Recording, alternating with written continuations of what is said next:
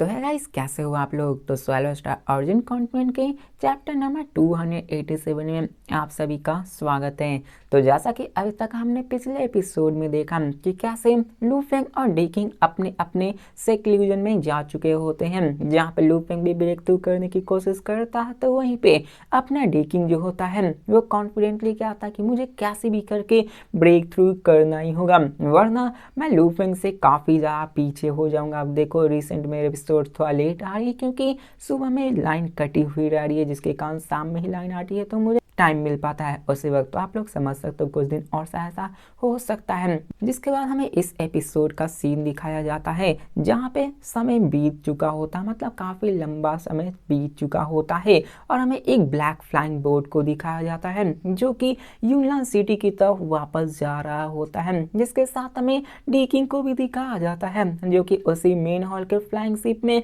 बैठा होता है। वहाँ पे लू फेंग भी बैठा हुआ होता है, जिसके साथ वो अपने सराउंडिंग्स को सेंस करते हुए आगे बढ़ते जा रहे होते हैं। लू फेंग इस वक्त भी अपने बायोनिक आई ऑफ डिस्ट्रक्शन को अपने फोरहेड पर खोल कर रखे होता है और आगे बढ़ रहा होता है। उसे तो नॉस्टैल्जिक फील हो रहा होता है क्योंकि लू फेंग ऐसा लगातार करता आया होता है, जिसके साथ लू फेंग मन में सोचता है और कहता है कि मुझे यूनियन सिटी में आए हुए 700 सेंचुरीज हो चुके हैं, लेकिन यहाँ पर मैं ब्रेक थ्रू नहीं कर पाया हूँ। मेरी थर्ड हंट भी हो चुकी है एम्पर किंग के साथ, लेकिन देखो ब्रेक थ्रू की बात यहाँ पे डॉ ऑफ लाइफ एंड डेथ की बात हो रही है। वो अभी तक लू फेंग की डॉ ऑफ लाइफ एंड डेथ अभी अर्ली स्टेज गॉड एम्पर में ब्रेक थ्रू नहीं की है। मतलब यहाँ पे आप लोग कंफ्यूज हो गए कि लू फेंग का तो already life and death early stage में एंटर कर चुका है, तो वो लाइफ एंड डेथ नहीं था बल्कि वो लाइफ एंड डिस्ट्रक्शन था। यहाँ पे लाइफ एंड डेथ वो अलग चीजें हो जाती है और लू फेंग को उसमें भी ब्रेक थ्रू करनी होती है, लेकिन फिर भी लू फेंग उसमें ब्रेक थ्रू नहीं कर पाया होता है। 700 ईपोज काफी लंबा टाइम होता है। अंदाजे से ये लगा लो कि लू फेंग को ओरिजिन कॉन्टिनेंट में आए हुए बहुत ही कम टाइम लगा था। लू फेंग सिर्फ 500 ईपोज में ही इटर्नल ट्रू गॉड से एम्पर युआन तक को मारने की पावर्स को पोजेस कर लिया था। इतने कम टाइम में वो इतना ज़्यादा एडवांस कर लिया होता है, लेकिन उससे भी बहुत ज़्यादा टाइम जो कि 700 ईपोज बीत चुके हैं, फिर भी लू फेंग इतना पावरफुल नहीं हो गया है कि वो डॉ ऑफ लाइफ एंड डेथ के अर्ली स्टेज में ब्रेक थ्रू कर सके। डॉ ऑफ लाइफ एंड डिस्ट्रक्शन होता है वो डॉ ऑफ लाइफ एंड डेथ से थोड़ा सा रिलेटिवली आसान होता है, उससे बड़ी ही आसानी से आप गॉड एम्पर स्टेज के अर्ली स्टेज में एंटर कर सकते हैं। लेकिन उन दोनों के मर्ज करने की बात करें तो उसमें डिफिकल्टी इतना ज़्यादा है कि आप लोग सोच भी नहीं सकते और लू फेंग कर भी क्या सकता था। इसलिए उसने बहुत ट्राई किए थे। उसने ऑक्सिलरी कल्टीवेशन टूल्स को भी यूज़ किया था, साथ में आई ऑफ लाइफ एंड डेथ से भी नंबर्स लो लेवल ह्यूमन लाइफ मटेरियल्स को भी स्टडी किया था। मतलब बहुत प्रैक्टिस की थी, बहुत कुछ कर लिया होता है, लेकिन फिर भी वो अपने प्रोग्रेस को उतना ज़्यादा नहीं बढ़ा पाया होता है। यहाँ तक कि पावरफुल टूल्स जैसे immortal heart, I of life and death, star towers, ये सब उसके ग्रोथ में सिग्निफिकेंटली हेल्प करते थे। Grade of life and death फिर भी वहीं पे रही, वो बाउंडलेस जैसी हो चुकी थी और उसको ग्रैब्स करने में भी काफ़ी ज़्यादा डिफिकल्टी हो रही होती है। अब डी किंग यहाँ पे बैठा होता है और वो भी अपने लू फेंग से कहता है इमोशनल होके कि ब्रदर लू फेंग, मैंने नहीं सोचा था कि हमारे फोर्थ हंट के दौरान मैं अपने मिड स्टेज के गॉड एम्पर वाले में ब्रेक थ्रू कर पाऊंगा, लेकिन यहाँ पे फाइनली वो ब्रेक थ्रू कर पाया होता है। मतलब कि डी किंग सक्षम हो गया था और इस बार फाइनली वो अपने गॉड एम्पर के मिड स्टेज में ब्रेक थ्रू करने में कामयाब हो गया होता है। और साथ में वो कहता है कि मैंने फाइनली ब्रेक थ्रू कर लिया, लेकिन मुझे लगा था कि यार मैं तुम्हारे इस स्ट्रेंथ का मुकाबला कर सकता हूँ। लेकिन वो कंटिन्यू करते हुए कहता है कि मुझे तो लगा था कि मैं मिड स्टेज में आने के बाद तुम्हारी पावर्स के साथ मुकाबला कर सकता हूँ, लेकिन किसने सोचा था कि लास्ट हंट के बाद तुम और भी एडवांस करके मुझसे और भी निकल जाओगे। मतलब कि डी किंग जितना चाहता है लू फेंग के करीब आना, लू फेंग उससे उतना ही पावरफुल होता जाता है। अब लू फेंग कान में रिप्लाई करते हुए कहता है कि ये तो बस फिजिकल बॉडी टेक्निक है, इसमें क्या ही बात है। तो डी किंग कहता है कि बात भले ही तुम्हारी फिजिकल बॉडी टेक्निक ही हो, लेकिन फिर भी ये बहुत ही फियरसम है। जिसके बाद वो कंटिन्यू करते हुए कहता है कि मैं यहाँ पे अभी सिंपली मिड स्टेज के गॉड एम्पायर लेवल में पहुँचा हूँ, लेकिन फिर भी हम दोनों मिलकर एक साथ कभी भी मैंने एक्सपेक्ट नहीं किया था कि हम दोनों मिलकर mid stage god empire low level human life forms को मार सकेंगे। मतलब यहाँ पे बीच में कुछ और हंटिंग कर चुका, तो मतलब हमने देखा कि लू फेंग ने उसके साथ मिलकर 2 हंट किए थे, इसमें तीसरा हंट गायब होता है। क्या पता एक चैप्टर मिस हो या फिर क्या हो, या फिर राइटर्स ने ऐसी कर दी होगी, या फिर मैं जहाँ से पढ़ रहा हूँ वहाँ पे मिसिंग हो सकते हैं, लेकिन कोई नहीं, यहाँ पे एक मिसिंग थी। अब यहाँ पे उनका 4th हंट होने वाला था, जहाँ पे वो कहते हैं कि मैंने कभी भी एक्सपेक्ट नहीं किया था कि हम दोनों मिलकर ही इतने पावरफुल हो जाएंगे कि हम एक mid stage god empire low level human life forms को मारने में कामयाब हो पाएंगे। पिछले आपने चैप्टर्स में देख रखा हो कि वो दोनों मिलकर सिर्फ लो लेवल को ही मारा करते थे, अर्ली स्टेज वाले को ही, लेकिन इसमें वो मिड एम्पायर स्टेज वाले बंदे मॉन्स्टर्स को भी मारने में कामयाब हो पाए थे।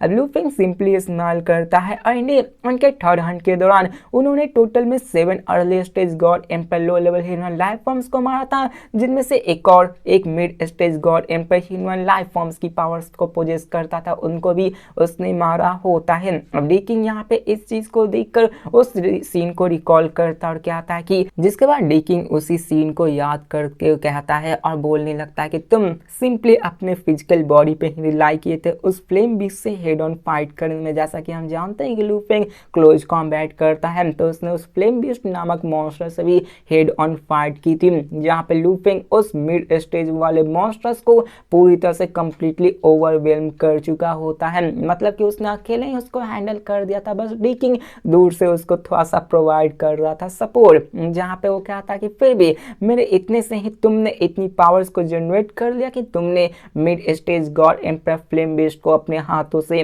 मार दिया।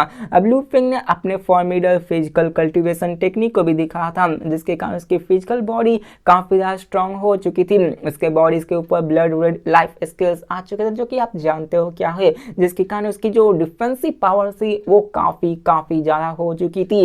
फ्लेम बीस्ट लू फेंग पे अटैक किया होता है, लेकिन उन अटैक से उन लू फेंग के स्किल्स के ऊपर महज क्रैक्स ही आए होते हैं, जो कि ऑलमोस्टली कंप्लीटली हील हो जाते एकदम झटके से ही। लेकिन लू फेंग जब भी उस बीस्ट पर अटैक करता था या फ्लेम बीस्ट की बॉडी बहुत ज्यादा इंजर्ड हो जाती है। ऐसा समझ लो कि यहाँ पे लू फेंग उस बीस्ट के साथ खेल रहा था। हमें बताया जाता है कि लू फेंग ने उसके पूंछ को पकड़ के, मतलब कुछ भी कहो, उसके हाफ बॉडी को पकड़ के वहां पे अपने मुक्कों से बरसात कर दी थी। जैसा कि आप फाइट्स में देखते हो कि यार किसी बंदे को गिरा कर उसके मुंह पे पंच मारना शुरू करते हो, same to same Lu Feng ने यही उस बीस्ट का हासिल किया होता है। और बीस्ट स्ट्रगल करता रह गया था, निपटता मतलब थड़फड़ाते रह गया था, लेकिन फिर भी वो लू फेंग के पकड़ से, लू फेंग के चंगुल से निकल नहीं पाया होता है। डेकिंग ने कुछ ही फ्यू शॉर्ट फॉर्मेशन सेट करने की कोशिश की थी, वहीं पे लू फेंग ने इतने फिनिशिंग ब्लो मारे थे कि वो बीस्ट उस पंच, उसके ऐसे तो अटैक्स को सह नहीं पाया और मारा गया। मतलब लू फेंग इतना ज्यादा पावरफुल हो चुका था। तो ये सुनकर लू फेंग स्माइल करते हुए कहता है कि मेरी फिजिकल बॉडी वही से mid stage god empire low level human life forms की पार, मतलब उसके मुकाबला कर सकती है। लू फेंग बस डेकिंग को ये जताना चाहता है कि देखो तुम भी स्ट्रांग हो, मैं भी स्ट्रांग हूँ, लेकिन यार उतना तुम्हें सोचने की जरूरत नहीं, क्योंकि यार डेकिंग वहाँ पे कुछ ज़्यादा ही सोच रहा होता है, लेकिन क्या कर सके, वो वहाँ पे कुछ नहीं कर पाता। और वहाँ पे वो कहता है कि सच बात तो ये है कि वो एक मेयरली कंपेरेबल है, जहाँ पे अगर डेकिंग के पास कुछ अपनी टेक्निक्स न होती तो वो क्या भी कर सकता था। लेकिन लू फेंग की बात करें तो लू फेंग ने भी कॉम्बैट टेक्निक्स को भी मास्टर कर लिया था, साथ में डिफेंसिव स्किल्स थी जो कि काफी ज्यादा पावरफुल थी, तभी वो इतने पावरफुल फ्लेम बीस्ट को अकेले सबसीव कर पाया होता है। डेकिंग उससे कहता है कि यहाँ पर इस लेवल तक भी आ पाना तुम सच में एक टेरिफाइंग कहलाए जा सकते हो। जिसके बाद वो आगे कहता है कि यहाँ पे हमारी स्ट्रेंथ अभी काफी ज्यादा हो चुकी है, लेकिन क्या ही कर सका। देखो यहाँ पे बहुत ही बकवास होती है, डेकिंग अपना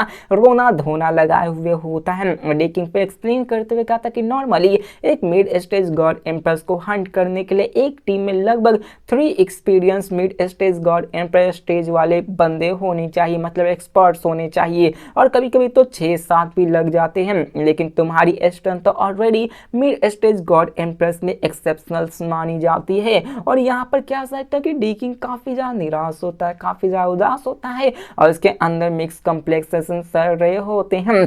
और यहाँ पे वो ये सब सोचते हुए क्या था कि हम क्या ही किया जा सकता है। उसने सोचा था कि यार मैं मिड स्टेज में पहुंच जाऊंगा तो हम लोग 50-50 करने वाले थे। और वो यहाँ पे क्या था, लगता है कि मुझे इस बार रिकंसीडर करना चाहिए। और डी किन लूफेंग को सजेस्ट करते हुए क्या था कि चलो हम लोग इस बार 30-70-30 लूट करें, मतलब तुम 70% लेना, मैं 30% लूंगा। तो ये सुनकर लूफेंग उसकी तरफ देखकर पूछता है कि क्या, लेकिन हमने तो 50-50 स्प्लिट पे एग्री की थी ना। अब यहाँ पे उन्होंने ऑलरेडी सेटिंग कर रखी थी एग्रीमेंट्स के। वहाँ पे लूफेंग ने ऑलरेडी थर्ड हंट में भी 50-50 लिया होता है, लेकिन लूफेंग ने अपनी जिस हिसाब की पावर शोकेस की होती वो काफ़ी ज़्यादा होती है। इसलिए डीकिंग उससे क्या था कि मैं मानता हूँ कि हमने 50-50 किया था, लेकिन मैंने कभी भी एक्सपेक्ट नहीं किया था कि तुम सिंगल हैंडली एक मिड स्टेज गॉड एम्पर लो लेवल ह्यूमन लाइफ फॉर्म्स को मात दोगे। और यहाँ पे हमारे लास्ट हंट में हमने अपर हैंड दिखाई थी, मेरी थोड़ी सी अपर हैंड थी, लेकिन इस वक्त मुझे नहीं लगता, इसलिए 70-30 फेयर माना जा सकता है। अब यहाँ पे 80-20 भी कहा जाए तो वो ज़्यादा हो जाता, डीकिंग को भी तो कुछ पैसे मिलने चाहिए ना, इसलिए डीकिंग 30% रीजनेबल होता है। अब लूफेंग डीकिंग को देखने लगता, उसको स्टडी करता, कहता ठीक है 30-70 कर लेते हैं। अब यहाँ पे लूफेंग अभी भी अर्ली स्टेज गॉड एम्प्रेस में डॉ ऑफ लाइफ से नहीं एंटर किया होता है। लगभग 700 एपोज बीत चुके होते हैं, लेकिन उसकी फाउंडेशन काफ़ी ज़्यादा डिपेंड हो चुकी होती है। उसने इनसाइड डीप सीक्रेट से कई सारे life and death secret techniques बना रखे होते हैं, जिनमें से उसका जो मोस्ट फॉर्मिडेबल होता है वो ब्लड कलर स्किल्स होते हैं, जो कि स्टार टावर से मिले होते हैं। और साथ में उसने इमॉर्टल हट के एलिमेंट्स को भी रिफाइन कर रखे होते हैं, जिसके कारण उसने एक powerful physical body cultivation technique जिसका नाम इमॉर्टल ब्लड सी बॉडी होता है उसको बना रखा होता है। इस टेक्निक से वो अपने फिजिकल बॉडी से अकेले ही एक मिड स्टेज लो लेवल ह्यूमन लाइफ फॉर्म्स को टक्कर दे सकता है, जो कि उसकी कल्टीवेशन जर्नी में काफ़ी ज़्यादा मेजर अहम रोल निभाती है, जिसके साथ लूफेंग भी एक्नोलॉज करता है, मतलब वो भी मानता है। और वो उससे क्या था कि देखो मैंने मेयरली कुछ uncover flood facts rest skills को पढ़ा है, मतलब यहाँ पे यही कहा जा रहा है कि लूफेंग ने कुछ ब्लड रेड स्किल्स को पढ़ा, लूफेंग ने कुछ स्टार टावर्स के वही उन सारे पुराने किस्सों के बारे में पढ़ा था, जिसके कारण उसने कुछ सीक्रेट टेक्निक्स को बनाया था। लूफेंग अपने मन में ये अच्छे से जानता था कि एक बार जो अपने हायर लेवल तक पहुंचेगी तो उसको फिजिकल कल्टिवेशंस भी और भी रिफाइन होती जाएंगी। प्रीवियस टेक्निक लूफेंग अपने इनविंसिबल एंड फॉर्मलेस ट्रांसफॉर्मेशन पर रिलाई करता था, लेकिन अभी के फिलहाल में लूफेंग की जो फिजिकल स्ट्रेंथ है वो उसकी खुद की कॉम्प्रिहेंशंस पर डिपेंड करती है। अब यहाँ पे देखो ओरिजिन कॉन्टिनेंट में लूफेंग चाहे कितना ही स्ट्रॉन्ग क्यों ना हो जाए उसकी पावर्स हमेशा लिमिट में रहेगी, लेकिन यहाँ पे ओरिजिन कॉन्टिनेंट से बाहर आने के बाद ओरिजिन वर्ल्ड में एंटर करने पे वहाँ पे लूफेंग अपनी फिजिकल बॉडी को ग्रो करा सकता है। अब यहाँ पे कुछ सब्सक्राइबर कंफ्यूज होंगे कि यार लूफेंग तो ऑलरेडी ओरिजिन कॉन्टिनेंट से बाहर निकल गया तो केज वर्ल्ड क्या हुआ। अब देखो ओरिजिन कॉन्टिनेंट एक अलग जगह हुई, ओरिजिन वर्ल्ड एक अलग जगह हुई, जिसको कि ये गेंद के अंदर घेरी हुई है, वही उस वहाँ पे एक वॉल होती है जिसको कि ब्रेक करके उन्हें बाहर निकलना पड़ता है, और वहीं पे उसी को केज वर्ल्ड कहते हैं। जैसे आप समझ लो ओरिजिन यूनिवर्स था, उसके घेरे हुए एक ओरिजिन कॉन्टिनेंट थी, तो वही ओरिजिन कॉन्टिनेंट एक केज वॉल के जैसे ही उसको ब्रेक कर दिया तो आप बाहर निकले, सेम टू सेम वैसा ही समझ लो कि ओरिजिन कॉन्टिनेंट एक हो गया और उसके ऊपर एक ओरिजिन वर्ल्ड हो गया, ओरिजिन वर्ल्ड अपना केज वर्ल्ड के जैसा हो गया, उसको ब्रेक करोगे तभी आप उस केज वर्ल्ड से आज़ाद हो गए। आई होप आपको कन्फ्यूजन क्लियर हो गई होगी, वरना आप सेकंड चैनल पे मेरे एक वीडियो है उसको देख सकते हो, उसमें मैं सारी चीज़ें अच्छे से क्लियर कर रखी हैं। अब यहाँ पे लूफिंग ये अच्छे से कहता है यार क्या ही किया जा सके। अब यहाँ पे लूफिंग की ग्रोथ सच में टेरिफाइंग होती है,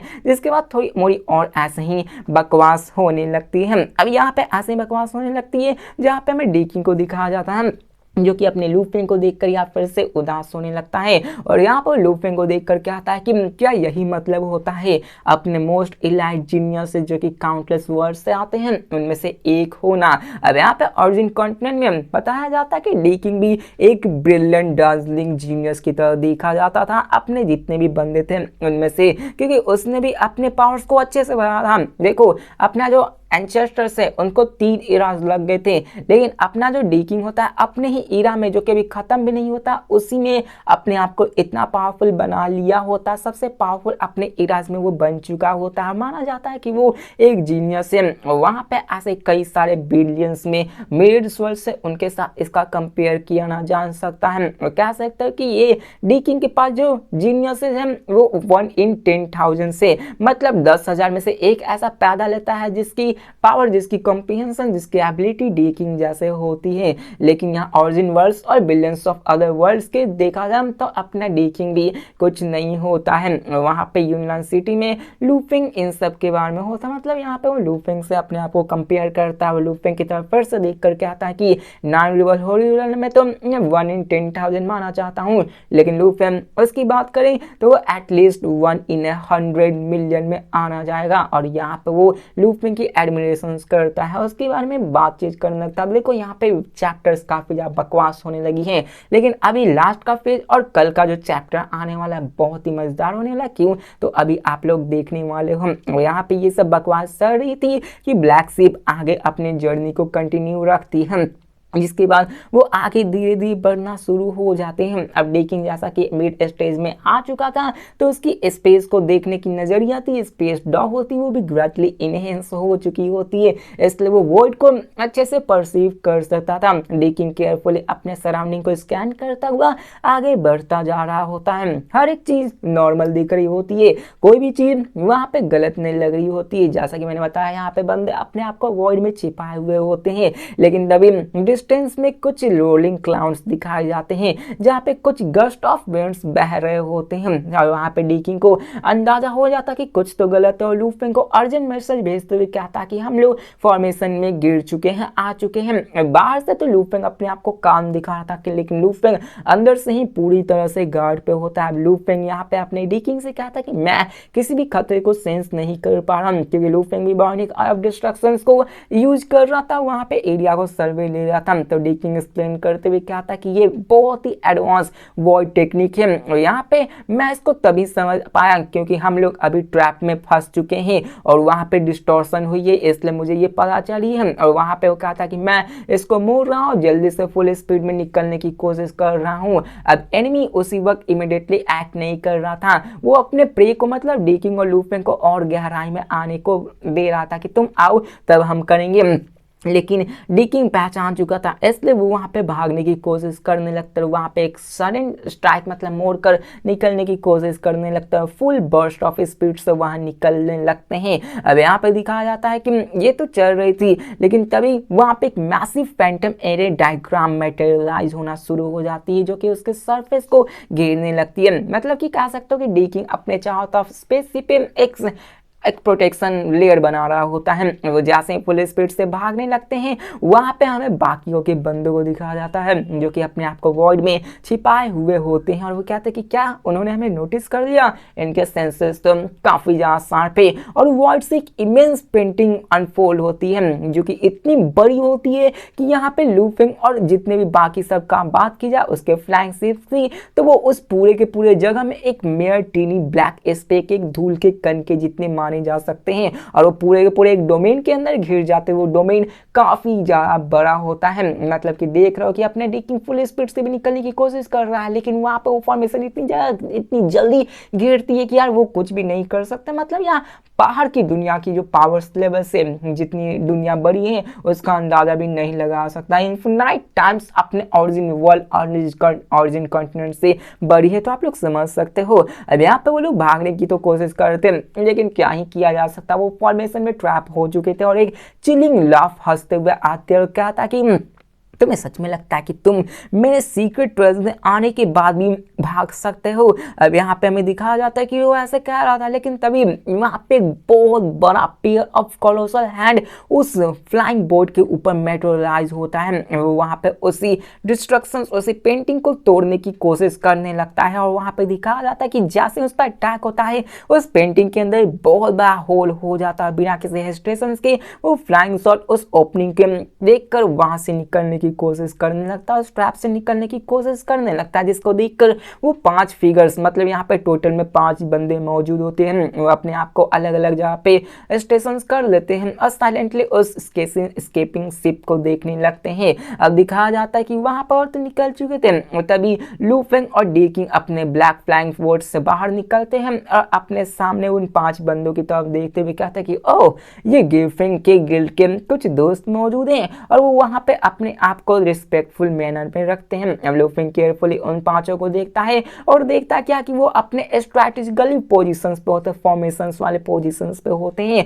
और अपने तीनों पास्ट इनकाउंटर्स के बारे में याद करने लगता है कि उसके साथ क्या हुआ था। पहला बार तो वो इंसेक्ट नेस्ट के द्वारा सीज कर लिया गया था, दूसरा टाइम उसने 10,000 शैडो पवेलियन से मुलाकात किया था, इस बार इनकाउंटर हुआ है गी फेंग से। जैसा कि आपको मैंने बताया कि 3 लुटेरे वाले ग्रुप मौजूद है और आज तीनों से लू फेंग का सामना हो गया था। यहाँ पे हमें दिखाया जाता है कि वो उनके सामने खड़े होते हैं और वहां पे वो उनको घेरे होते हैं। इसके साथ हमें बताया जाता है कि उसका गी फेंग का जो लीडर होता है उसने अपने पास हाईली डिस्ट्रक्टिव टेक्निक्स को सीख लिया होता है। वो अपने आप को लॉर्ड ऑफ मिस्टीरियस डिस्ट्रक्शन के नाम से भी जानता था, मतलब कि वो अपने आप को बताता था, वो अपने रूटलेट मेथड्स के बारे में जाना जाता था, मतलब कि वो सबको मार दिया करता था और इसी को देखकर उसके बहुत सारे सब ऑर्डिनेट्स भी इसी सेम काम को करते थे, मतलब वो भी सबको मारा करते थे लू फेंग। और वहां पे वो बंदे ऑलरेडी इन सब के बारे में जानते थे, मतलब जितने भी नए बंदे आते हैं उन्होंने इंटेलिजेंस से ये सारी चीजें निकाल के रखी थी और लू फेंग भी इसके बारे में अच्छे से जानता था और ये भी जानता था कि ये गी फेंग कैसे ऑपरेट करते हैं। अब यहाँ पे हमें डी किंग को दिखाया जाता है कि तो जो करना है डी किंग को ही करना है, उनसे बात करनी है तो डी किंग को ही मामला सुलझाना है। उसके बाद डी किंग अपने शॉर्ट फॉर्मेशन को रखता है और वहां पे वो खड़ा हो जाता है। अब डी किंग ने जो अपने शॉर्ट फॉर्मेशन का यूज करके उसके पेंटिंग को डिस्ट्रॉय की थी, तो इससे उन्हें साफ पता चल गया था कि ये